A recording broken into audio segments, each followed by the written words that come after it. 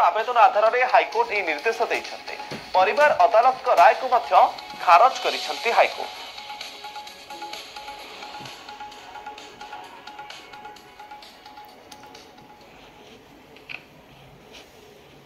बजे 2024 रे जदि समाधान हेगला आपण विवाह करूचंती कि 2024 रे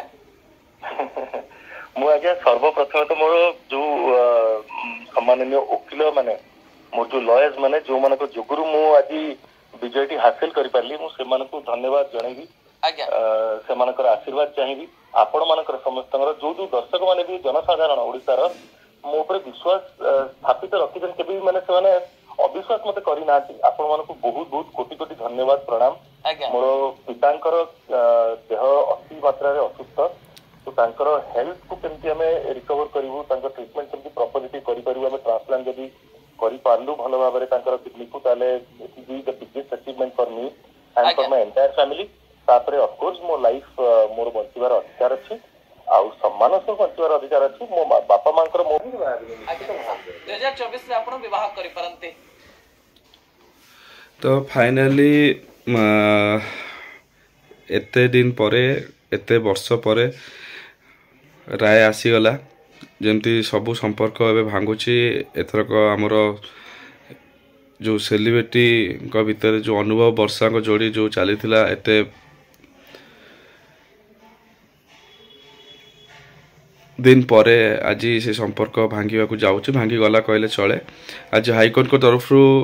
आदेश आसी जे अनुभव विवाह विच्छेद को सी ग्रहण करछंती अनुमति देइछंती से विवाह विच्छेद करि परिबे बोली माने डिवोर्स देइ परिबे हेइ परिबो। तो फाइनली आज पर्यंत जो एते जुक्ति चलथिला एते झगड़ा चलथिला जे केबे डिवोर्स हबो केबे विवाह विच्छेद हबो तार आज पुनरावृत्ति माने पुनच्छेद पड़ी से अनुभव वर्षा फाइनाली अलग हवा को जाउछंती। आउ रहिला अनुभव महाती को स्टेटमेंट जे सी पुणी थे विवाह करेंगे कहीं करेनि तांको ये रे जे सी पुणी थे करने जाउछंती विवाह 2024 कि 2025 रे। सो देखा जाऊ से समय कथा से केबे कौन करेंगे तांको बापा देह ठीक है परे से पुणी थे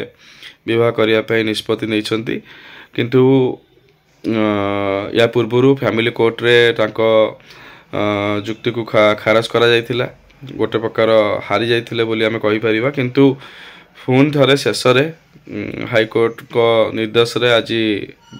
अनुभव वर्षा को डिवोर्स दे पारे बोली तांको ग्रांटेड मिलिला तांको अनुमति मिलिला। तो सी एबे वर्षा को डिवोर्स दे पारे वर्षा पुणी एबे आगु को कौन करेंगे कौन न करेंगे पुणी सुप्रीम कोर्ट जीवे कि आउ कुआडे जीवे कौन कौन करेंगे सेटा दूर कथा किंतु एते दिन परे अनुभव को सपोर्ट रे गोटे राय आसी जोटा कि सी वर्षा को डिवोर्स दे पारे सी बहुत खुशी अच्छा वकिल मान सी थैंक यू कहते धन्यवाद जनइंट जे कि एते दिन धरी एते दिन लड़ाई जारी रखी थिले केमिति अनुभव को न्याय मिलिबो। तो finally Anubhav Mohanty so called Hollywood industry super star आज न्याय मिली कह गले चले आउ किए ठीक किए भूल एटा आपण माने भल भाव जानछंती मुझे अनुभव महांती सपक्ष आसनी कि वर्षा सपक्ष आसनी। तो ये अनुभव महांती और वर्षा जो झगड़ा चलता विवाह विच्छेद को लेकिन गोटे झगड़ा चलता पारिवारिक अशांति चलता तार आज गोटे पूर्णच्छेद पड़ी आपण मानकर मत कौन आपण क्या सपोर्ट करती अनुभव महांती ना वर्षा प्रियदर्शनी आउ जदि अनुभव महांती को सपोर्ट कर वर्षा को सपोर्ट कर कहीं कर